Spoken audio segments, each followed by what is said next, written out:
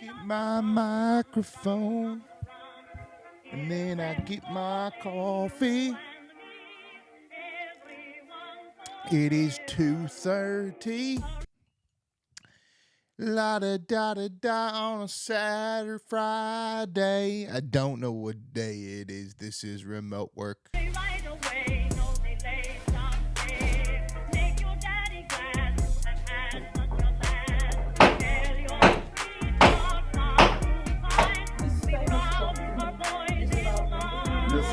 you come to? I'm standing up against it. Yes, so you should know. Can you come to my Kakata, please?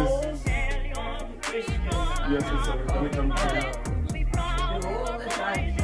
Can you stop doing that, please? Stop filming, please, Can you stop doing that? And it was really slow news week, but it wasn't slow with all of the flexing. Frat bros versus purple fucking TikTok hair people. While campuses struggle to get control of their students, at UNC Chapel Hill, they are bringing order back. Students restoring the American flag and singing the national anthem. Protesters began to take down the American flag, and that's when the guys stepped in. Patriotic fraternity brothers stepped in and said, "Not today, Hamas." The group of frat brothers defended the American flag from anti-Israel protesters. I held the Israeli flag, and they held up the American flag while protesters chanted at us, screamed at us. I was told to kill myself about 50 times, called a white supremacist, a fascist. They protected the flag for an hour. They were pelted with bottles and rocks. But they stood strong. I think the most popular college students right now are the ones at UNC. God bless those UNC frat guys for taking down the Palestinian flag and putting up Old Glory. Giving us some hope there that not all college students have gone woke. They should be celebrated for, and what be more rare is their bravery, their willingness to stand up and exhibit that patriotism and protect America. All is not lost. In every corner of America, there are many people that love this country. I'm very proud of these boys and very, very proud that we have parents that are raising good kids like this in our country. I love America. There are still patriots in this country that actually want to fight and would, sacrifice themselves for this flag, this country. It's good to know that there's some patriotic young men out there supporting the flag still out there. Don't bend a knee to these people. Nerds versus prep guys. Like this whole thing, the whole thing with the schools feels very high school of college kids. Oh wait, they didn't get to graduate high school, so that makes sense why they're doing this, right? Well, okay. So I currently, it's weird. I thought like a window was open the way that was working there. I currently live on the largest college campus in the United States, UCF, University of Central Florida, in Orlando. And I'm in the middle of it. I'm less than like a mile away from the main campus and the entire campus area. No one around here is protesting. And like, as it gets summer, they're not going to be able to protest because it's like hot, and then like they all leave anyway. Like, you don't stick around for the summer. But like, no one was, they just went to graduation. They just did their thing. And so it's kind of like all of the normal fucking people versus the fucking Hamas people. And like Danny from the Boys Cast put it best, but I don't even think was there even a joke there? I think what a lot of these pro-Palestine protesters don't realize is how much the average person hates them and literally almost everything they stand for. They just don't get it. If they were more likable people and not insane, they might be able to get some shit done, but the average person hates them. I don't even think there was a joke there. It's just reality. Nobody likes these people. Go home. Stop it. Just stop being so awful. Just stop. I don't know what you think you're gaining, but I'm about ready to vote for Joe Biden just to support him hating you if he can keep hating you. I don't know. He isn't really hating you, though. He's doing his own thing. All right. So I'm Alex R. Wagner. This is No News is News. There's not a lot that happened this week, though, really. Well, besides Kendrick and Drake, and Kendrick laid it down. Not Like Us, end. Nail and Coffin, the end. #1 hit, too. #1 on Spotify for like 4 straight days. Like, I haven't seen this kind of hip-hop shit since, oh, wait, Carnival, Kanye, who started hip-hop back in the top 50 again. Yeah, just about 3 months ago. Now, all of a sudden, there's rap battle, fucking rap, and we're all listening to rap music again. Yeah, Kanye West, once again, change in music. And it was funny, too, because Beyonce literally threw out a country album being like, oh, because Taylor Swift, everybody listened to Taylor Swift, right? No, we listened to old Taylor Swift, because then even Taylor Swift will release an album, and we're like, why you even, just stop. More people listen to the Kanye album than listen to Taylor Swift. What? I mean, besides like the white girls, if you eliminate the white women, more human beings listen to Kanye's album than listen to Taylor Swift's album. But that's the real feud. Can we get that one going? I want just Taylor Swift versus Kanye in a lyricist battle of songs of #1 hits, please. That's what I would like, a back and forth of that one. Because the Drake Kendrick is kind of like, I never really liked either of you. I think Drake had more hits, Avi. I think Kendrick was like hyped up by like all like the like art people shit. I feel like both those things were like a music industry thing to like sell fucking albums of their stuff.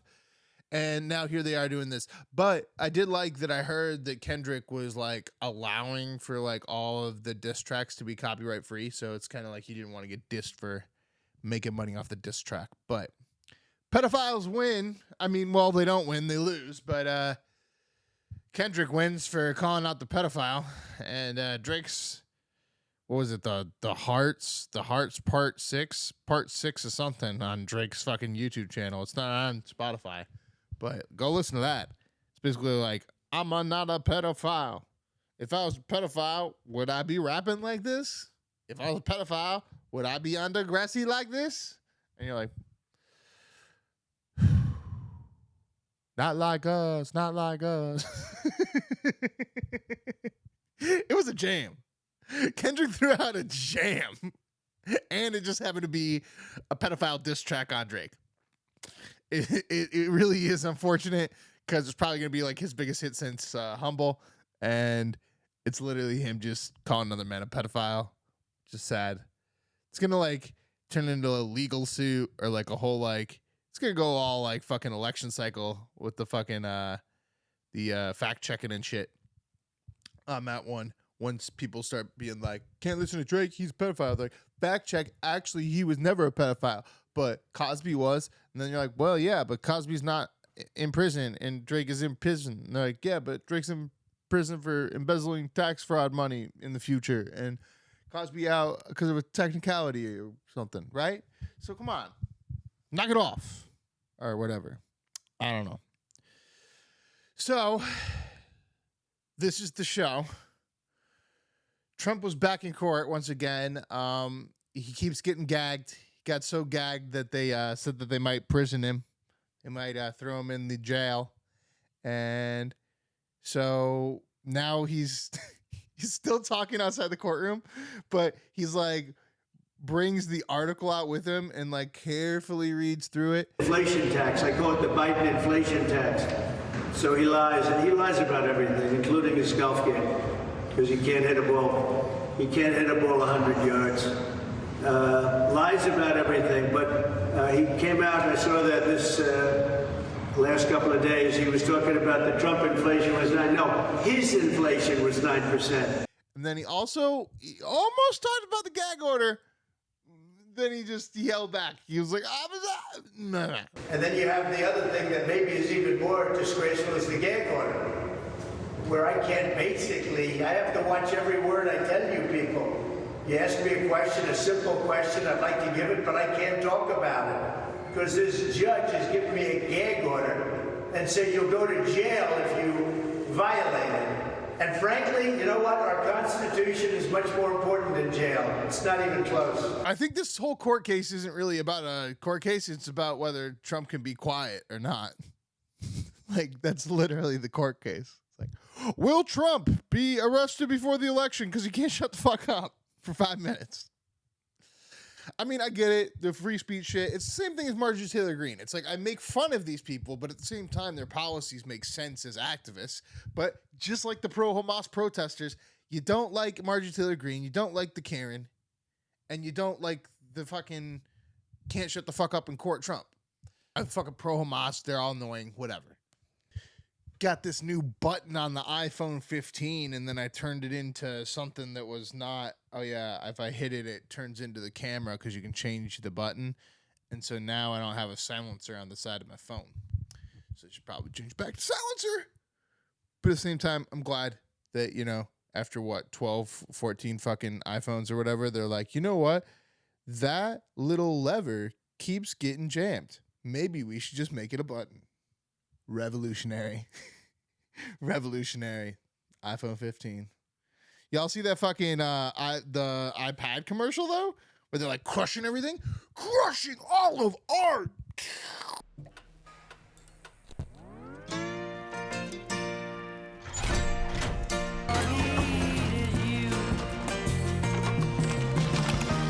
Winners come and they go, and we watch the melting snow. So as summer follows spring, all the things you do give me a reason to own you. Also the thinnest. All I ever need is you.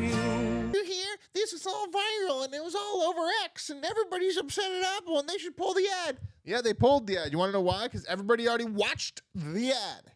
Everyone already knows now, thinnest iPad ever. You asked for it, we delivered.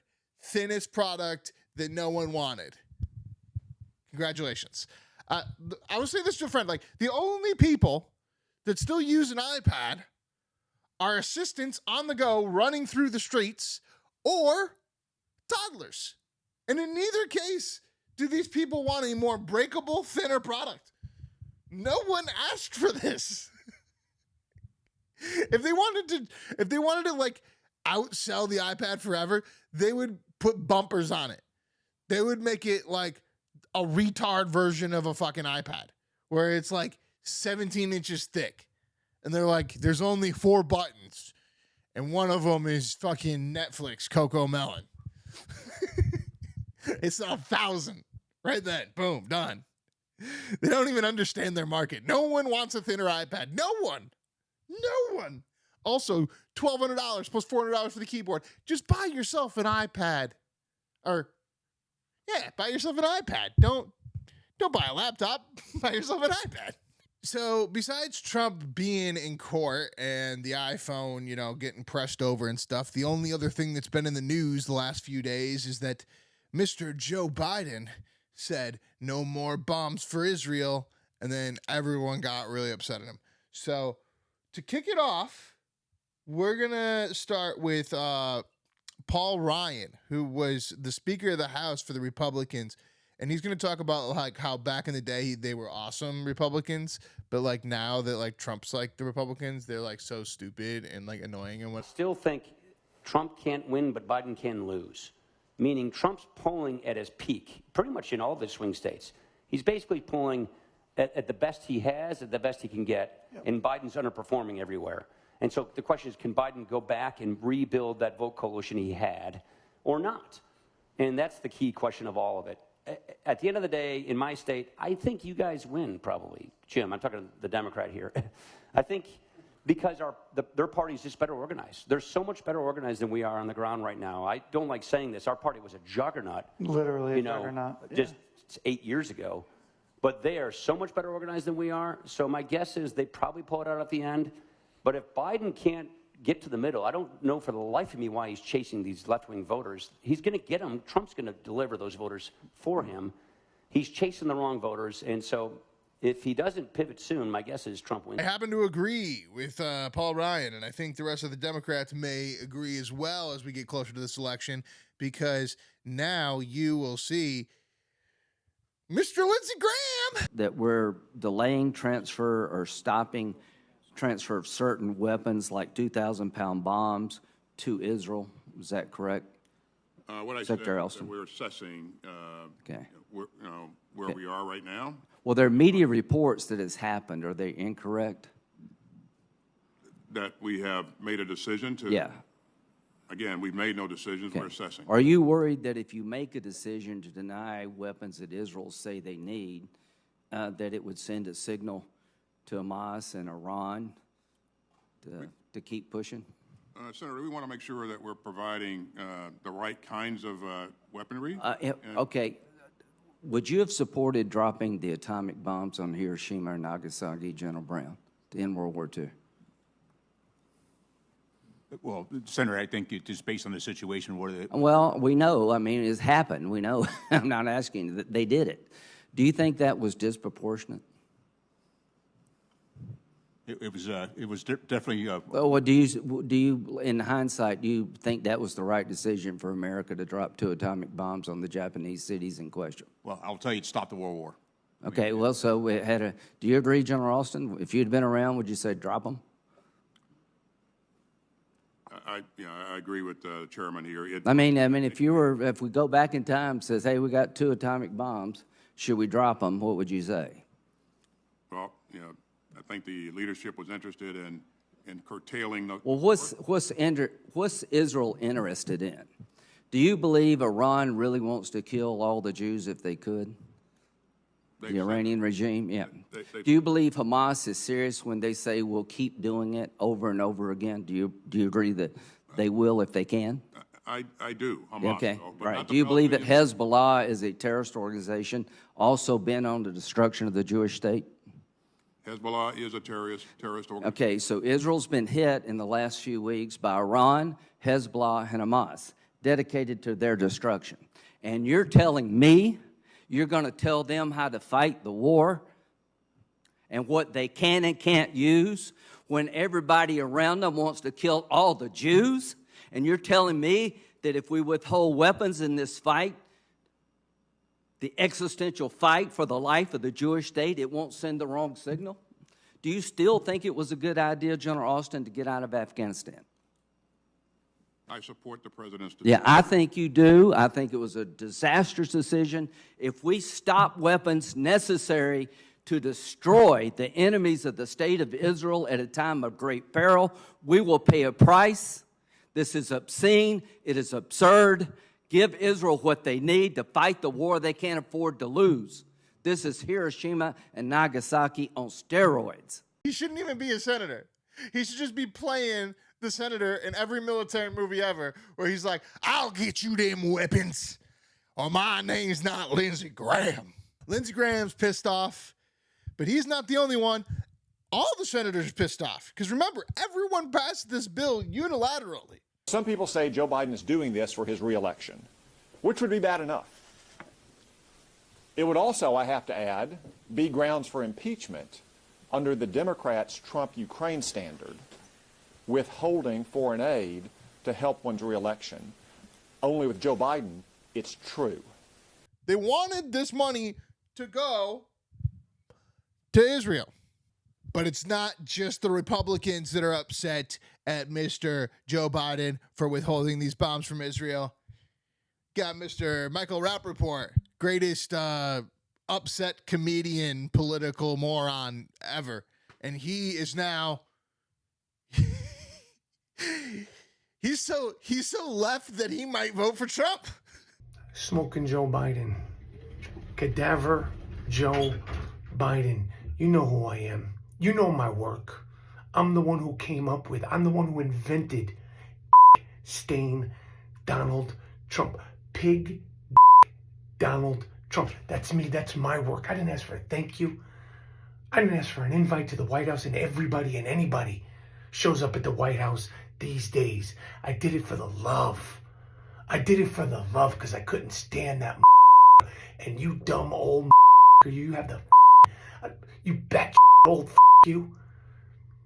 You're not sending weapons to Israel during a war while American hostages and hostages from 22 countries are still in that You're not sending weapons now, you dumb you. Let me tell you something. I never, ever, ever thought I would say this, okay? But I could promise you this right now. Smoking Joe Biden, Cadaver Joe Biden, me, Michael Rapaport, I'm not voting for you.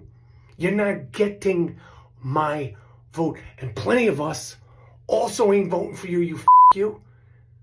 I said it once, and I'll say it again. This is why voting for stained Donald Trump, pig Donald Trump, is on the table. So left, that he might vote for Trump. So left, that he might... Woo! Michael Rapaport. Welcome to fucking reality. No need to complain. Stick to comedy, Michael Rapaport.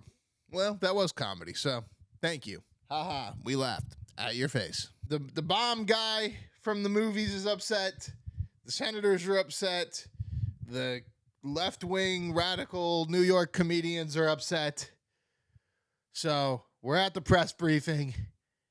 Do we support Hamas? Can you, Kareem, say declaratively that no one in the Biden administration knew about the latest hostage and ceasefire deal proposal that Egypt and Qatar negotiated with Hamas before Hamas said that it had accepted it yesterday? Here's what I can say. Look, these are extremely difficult. This is an extremely difficult process. It just is. And you have negotiations being conducted through intermediaries, right, in Doha and also in Cairo.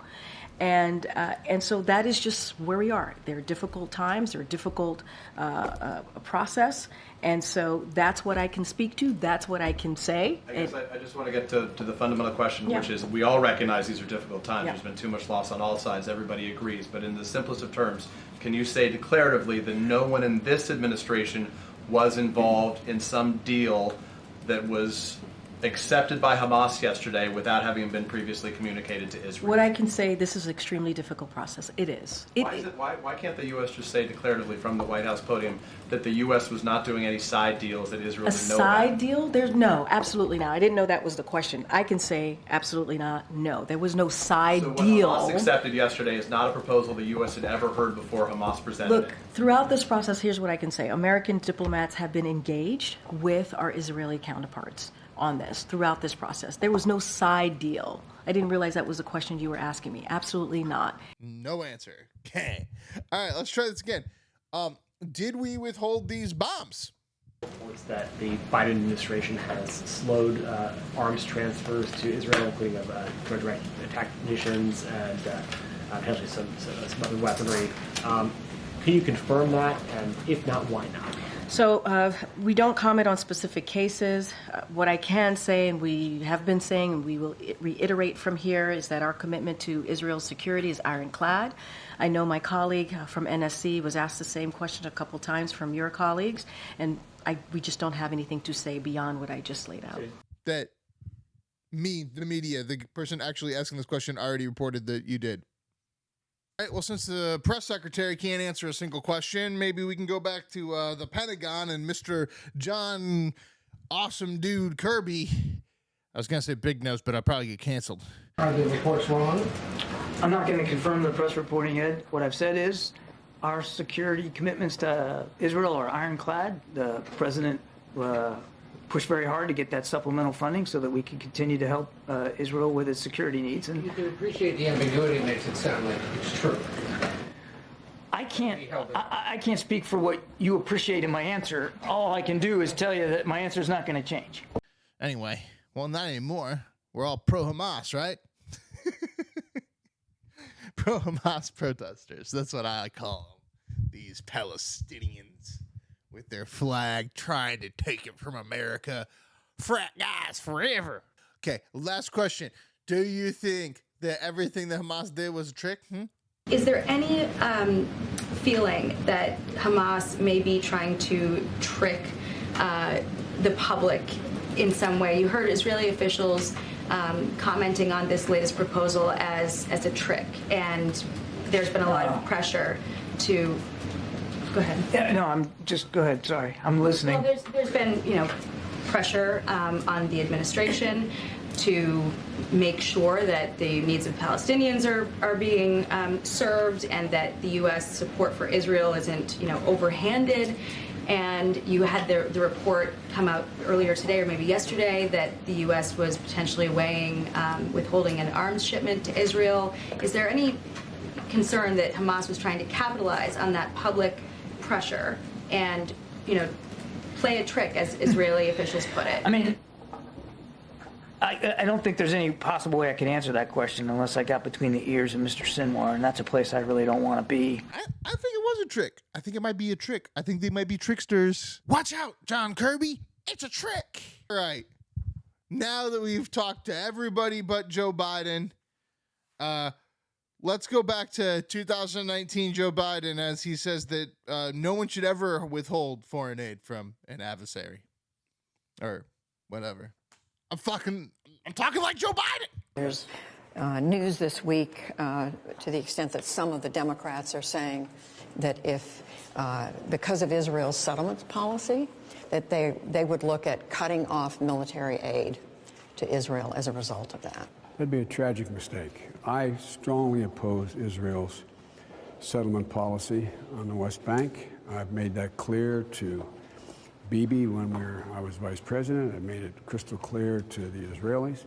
But the idea that we would cut off military aid to an ally, our only true ally in the entire region, is absolutely preposterous. It's just beyond my comprehension that anyone would do that. So that was tough. It was tough to see, tough all around. We're not doing too well with the press on this whole bomb thing. We have listened to the bomb guy, the senators, the comedians, the press secretaries, the Pentagons, the Joe Biden presidents themselves, but none of them are on Dr. Phil. But guess who is?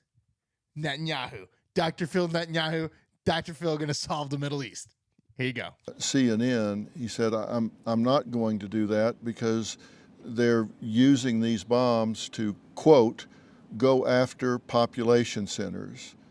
It's just wrong. And I don't know if that's what he meant to say or not say, but you're not using bombs to go after population centers. You're using bombs to go after Hamas. That's right. Who's hiding. Sometimes they're hiding in population centers. But we are doing everything we can to let the people leave, and with amazing efforts.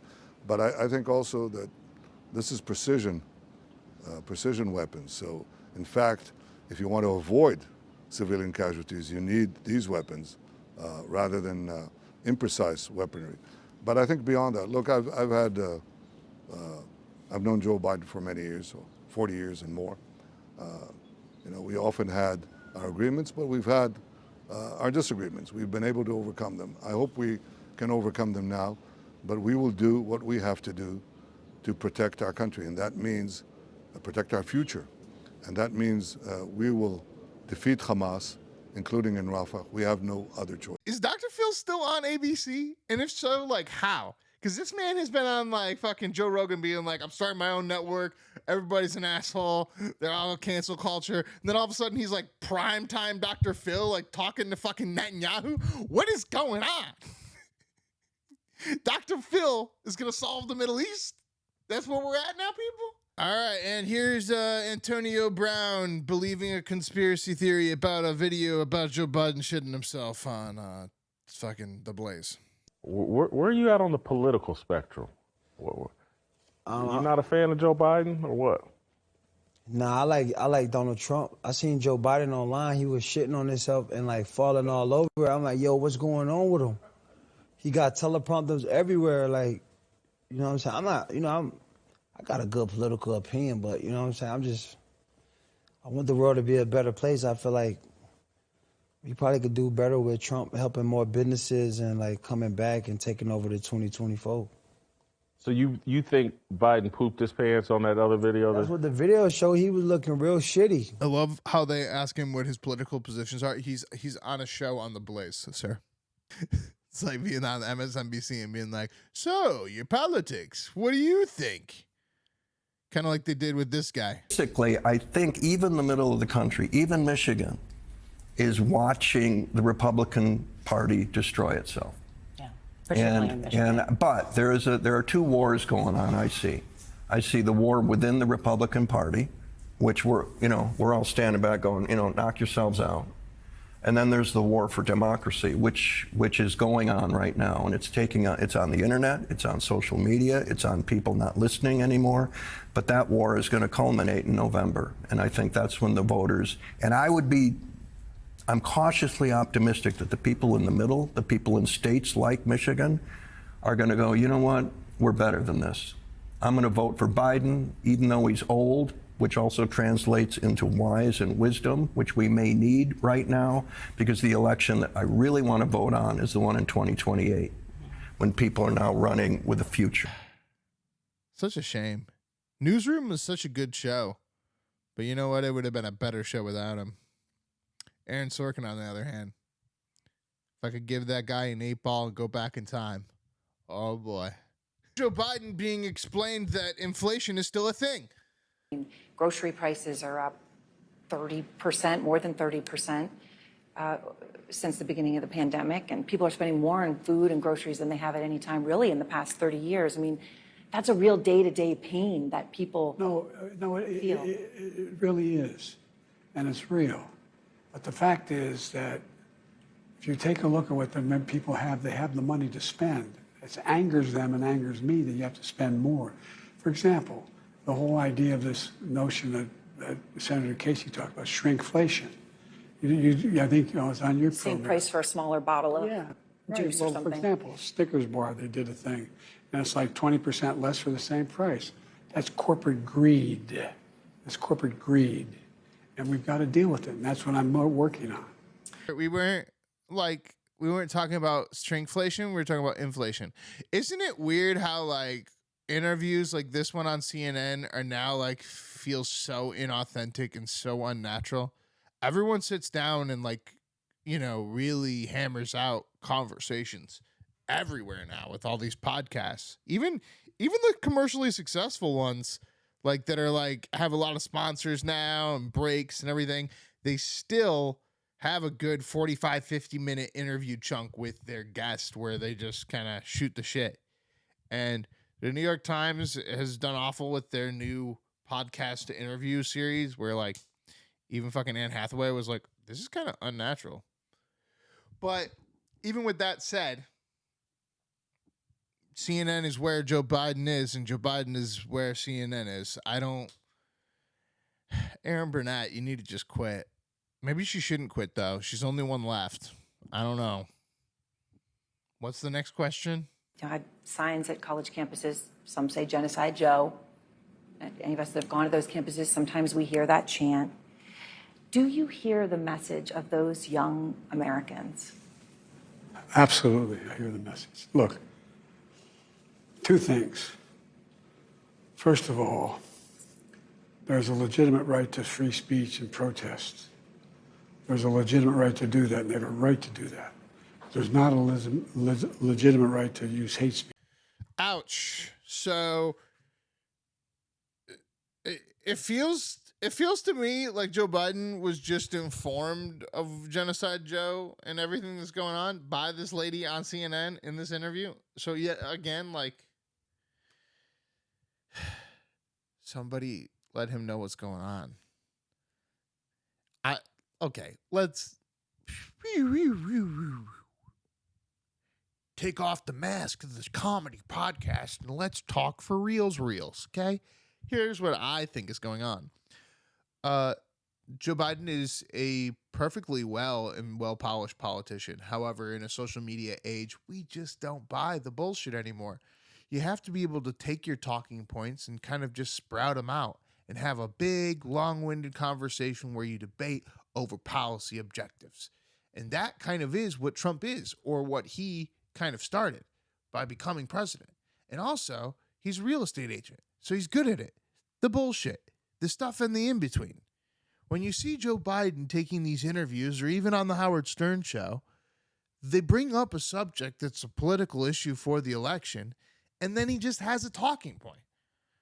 Every time they say something about inflation, remember, shrinkflation. I want to go after the corporations. corporations are bad, and I want my candy bar to be a little bit bigger. Ha ha ha. It's kind of cute, but it's not, and I'm mad at them. And I'm mad at them right along with you. It's like, it's bullshit. You got to keep being able to talk about that and keep talking about why it's that way. Not just give out the little spouty little bit. Blah, blah, blah, blah, blah.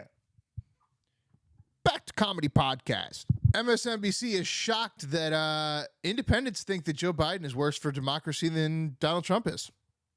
Something interesting in this polling was more independents said that they worry about President Biden weakening democracy than Trump, 53% to 42%. What do you make of this? I find it shocking, honestly. I can't, make sense of that number. I wish I could. I wish I had some really great insight to it. But I don't know if it's an outlier or not, because the other numbers with independents and Biden are going in the right direction. I don't know. Pro-Hamas protests all over America? Maybe. Not allowing bombs in Israel? Maybe. We are the bomb people, and we are not bombing. That's upset a bomb. Bomb, bomb, bomb, bomb, bomb. Need to send over Shaggy. Shaggy drop some bombs. All right, here's a bunch of moron college kids trying to burn an American flag. But guess what? They don't know what gasoline is.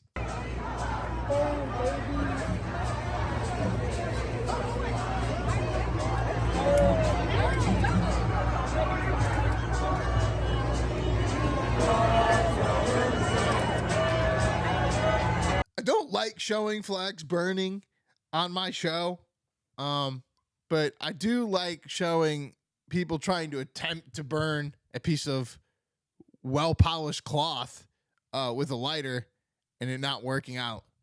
All right, haven't seen her in like 5 years, but, just like Kendrick Lamar, she's going to pop up, let us know what's going on. Here's Hillary Clinton literally giving a play-by-play instruction book to everybody at MSNBC, explaining to them what they should do and reporting on Donald Trump moving forward. I think it's imperative, especially for members of the press who understand, as you were just pointing out, the world has been here before. People did not take the kind of threats that we saw in the 1930s as seriously as they should, including American journalists. People were taking at face value that, this can be controlled. He may have said some outrageous things, but, the institutions will hold. A determined demagogue, unfortunately supported by members of his political party, other enablers, people who care more about a future tax cut than the sanctity of the Constitution, are falling in line behind him. They are trying to excuse some of the most outrageous things that you just recited. And I don't think the press has done enough to basically say, okay, the circus is here. You can watch the circus, but let's tell you what that means. Let's talk to people who have a real understanding of how dictatorships evolve. Let's look at the people that he admires and what they've already done. Back in 2016, we didn't have interviews with him. We didn't have a track record of 4 years in office. There was a lot of speculation, and, I understood that people wouldn't take what I said necessarily as gospel about what I thought could happen. I get that. But now we know. We've seen him and we've heard him. And so we need to do a better job of making it absolutely clear that someone who says these things, maybe he wouldn't jail all of his political opponents. One is one too many. Maybe he wouldn't try to force out of business the, members of the press who didn't agree with him. One is one too many. We go down the line. And maybe this would be our last election, because someone who will not accept the validity of an election is someone who doesn't believe in elections. He believes in his own power, his own right to power, and his demand that he be installed regardless of whether he gets the votes or not. Literally, like, the boss went to work and was like, all right, on the air, we're going to all learn this together. All right, so Kristi Noem, politician, governor, I think South Dakota, North Dakota, one of the Dakotas, hot little skinny lady with a little southern drawl, even though she's like from the north. That's kind of weird. Well, you know what's even weirder? She wrote a book about how she murdered her own dog. This is her on Fox News pissed off as all hell. They keep asking her about her murdered dog. Think that you are in line to be Trump's vice president? No, it's up to Donald Trump. He's the only person who will decide this. He's the only person who will decide. And I spoke. Yes, I do speak to him. May I ask what he said to you about being vice president? I never tell anybody my personal conversations. Did with the dog story President come up Trump. in a conversation with I talk to President Trump all the time. About the dog? About a lot of things. And right now, I tell you what, he is being persecuted in a political witch hunt in this court case. So I'm proud of him about how tough he is and how well he is doing. Did you bring up the dog? Yes, enough, Trump, Stuart. Did you this bring interview up the dog is ridiculous, what you were doing right now. I don't so think you so. need to stop. It is. Okay. It is. We'll Let's stop. talk about some real topics that Americans care about. I'm afraid we're out of time. Oh, well, of course we are. We do thank you for being with us. I know I pressed hard, but that's what people are talking about to this day. Yeah. Governor Noem, thanks for joining us. Thank we you. appreciate it. You bet. We'll be back in just a... Man, did you murder your dog? About the dog. Hey, did you ask Trump about the dog? About the dog. It's kind of like if somebody got a sex tape leaked, but in this case, she leaked it herself, and it wasn't a sex tape. It was her murdering her dog. But speaking of people murdering people, here's Jen Psaki insinuating violence on the air. Can you believe it? I think many of them want to be close to power. They also assume or have this thought in their mind that maybe Donald Trump will go away. Maybe he'll go to jail. Maybe he will die, not to be too morbid, but maybe, I mean, he's not a young man. She did it. She said that maybe Trump will just die or go away or something. I love how she like realized as soon as she said it, like, oh, fuck. I have been sitting for 6 years talking about how people are not allowed to say things like that and that context matters and blah, blah, blah, blah, blah, blah, blah, fucking Charlottesville, blah, blah, blah, blah, blah, blah, blah. And now here I am.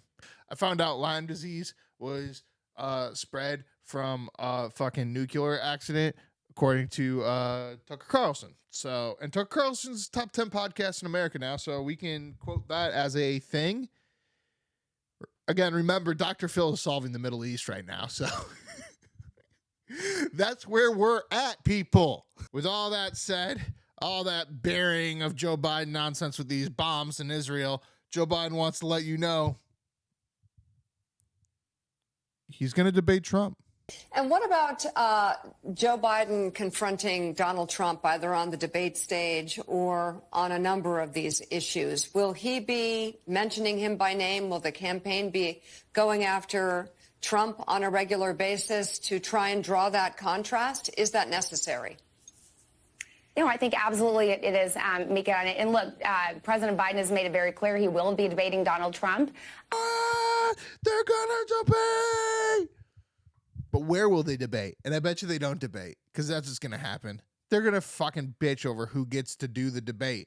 They're going to be like, who broadcasts the debate? All right, well, we say that it's Fox News, CNN, and ABC. And then they're like, no, those are all corporate media shrills. And then they're like, well, you guys get Fox News. Fox News isn't a shrill. And then they're like, they fired Tucker Carlson on January 6th and rah, rah, rah, rah, rah. And then they're like, all right, fine. You can have OIN rebroadcast it. But maybe, hold up. This is exactly where Chris Cuomo comes into play. I think Chris Cuomo has his play here, people, because News Nation has been waiting for 4 straight years for the chance at this moment. Don't fuck it up, News Nation. Chris Cuomo doing the thing. I say it's Chris Cuomo with referee Joe Rogan. Special guest referee Joe Rogan. Do it. Do it. I think they can get it. I think everybody can pull it off. You don't call him a special guest referee, but that's what he is. You call him like a host or something like that. And you have Joe Rogan, and Joe Rogan's sitting there next to Chris Cuomo, and and you can even have Tucker there, but Tucker's got to learn to shut up if he's going to be at the fucking debate. And then they do the debate. That's the only way that's going to happen. I don't know if it's going to happen. They're both saying they want to, but koi fish in a pond dive deep or something. Hey, guess what? I wanted to say something really fun and awesome here, but instead I forgot how to say it. Here's the press secretary explaining that crime is down.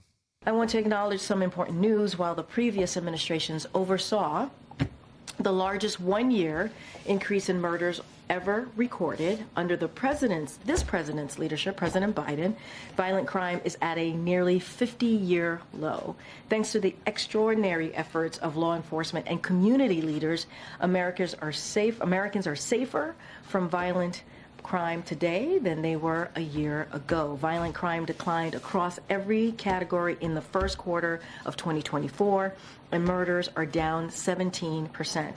Let me be clear here, this reduction in crime is no accident.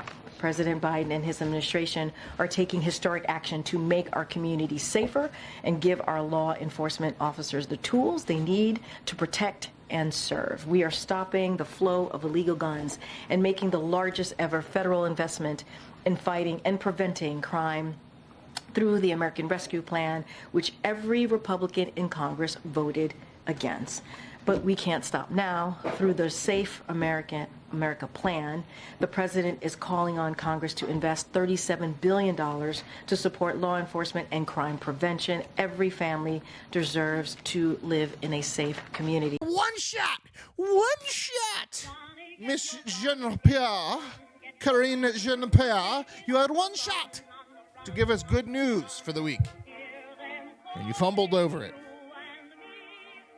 As Trump would say, badly. RFK has a worm in his head, according to the New York Times, but he also told the New York Times that, so that's the third-party news. See you guys next week when we, I don't know, live more and do stuff. Maybe the frat guys and the pro-Hamas people will go to a pool party together or something. Mother's Day. Maybe something will happen on Mother's Day. Also, Democrat convention in Chicago again, just like 1968. Let's go! Rubber bullets! I think it's just so far the fucking sky, you know?